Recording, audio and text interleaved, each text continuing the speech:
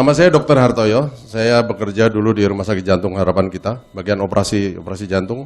Dan sekarang saya bekerja di Rumah Sakit Mitra Keluarga Bekasi sebagai dokter anestesi. Proargi adalah arginin. Dalam siklusnya arginin kemudian dipecah menjadi citrulline dan di situ memproduksi NO, nitric oxide. Nitric oxide ini sangat populer sekali sekarang di dunia critical care.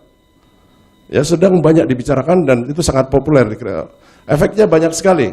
Dulu pertama kali 25 tahun yang lalu saya sudah menggunakan nitric oxide. Tapi nitric oxide-nya itu diberikan dengan alat ventilator atau mesin napas. Digunakan pada bayi yang aspirasi mekonium, yang tersedak kotoran bayi yang keluar ke dalam ketuban yang hijau itu biasanya paru-paru tidak bisa berfungsi. Digunakan nitric oxide. Kemudian digunakan untuk yang namanya PPHN, persistent pulmonal hypertension, yang tidak bisa diobati dengan mesin napas yang biasa karena terjadi hipertensi paru. Obatnya adalah nitric oxide. Tetapi pengobatan dengan cara ini harus dimonitor dan dipantau kadar nitric oxide di dalam tubuh itu secara ketat. Dan seringkali kalau kelewatan, nitric oxide itu bisa membuat orang jadi yang disebut methemoglobinemia. HB-nya nggak bisa ngikat darah, nggak bisa ngisi oksigen karena terjadi methemoglobinemia. Nah, kalau yang endogen, tubuh itu mempunyai satu autoregulasi. Nitric oxide-nya nggak akan kelebihan, nggak akan kurang, karena ini akan diproduksi secara endogen melalui perubahan siklus arginin menjadi citrulline tadi. Dan efeknya bahwa ini akan membuat otot polos pembuluh darah itu menjadi rileks, sehingga kalau yang ada plak segala macam itu menjadi rileks, menjadi lebih longgar. Sebenarnya nitric oxide itu diproduksi oleh endotel pembuluh darah, lapisan dalam dari pembuluh darah. Nah, ketika orang itu mengalami sklerosis, ada plak di dalam pembuluh darah, maka produksi ini sangat terganggu. Jadi orang yang mungkin hipertensi, kolesterolnya tinggi, dengan diberi nitric oxide saya kira banyak sekali gunanya. Selain itu juga banyak sekali, tadi udah dikemukakan oleh Bapak siapa tadi, nitric oxide untuk jantung koroner misalnya. Kalau orang jantung koroner kalau lagi serangan jantung, angina pectoris, itu minum pil yang taruh di bawah lidah, nitrogliserin atau isosorbit dinitrat.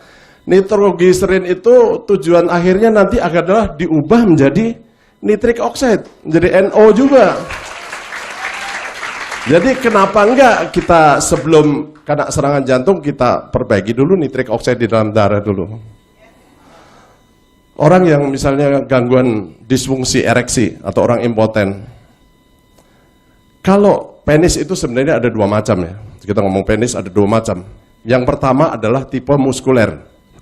Yang tipe muskuler itu penis itu besar, tapi kalau dia ereksi bertambah besarnya tidak terlalu banyak. Yang kedua adalah tipe vaskuler. Kalau mati kecil, tapi kalau lagi hidup dia besar. Tegang seperti tomat matang. Nah, yang tipe vaskuler ini, kenapa dia menjadi tegang? Karena corpus cavernosum di dalam pembuluh darah di dalam penis itu terisi. Nah, kalau pembuluh darahnya melebar atau vasodilatasi oleh karena nitric oxide, maka terisinya lebih mudah dan baik. Makanya dia bisa memperbaiki disfungsi ereksi.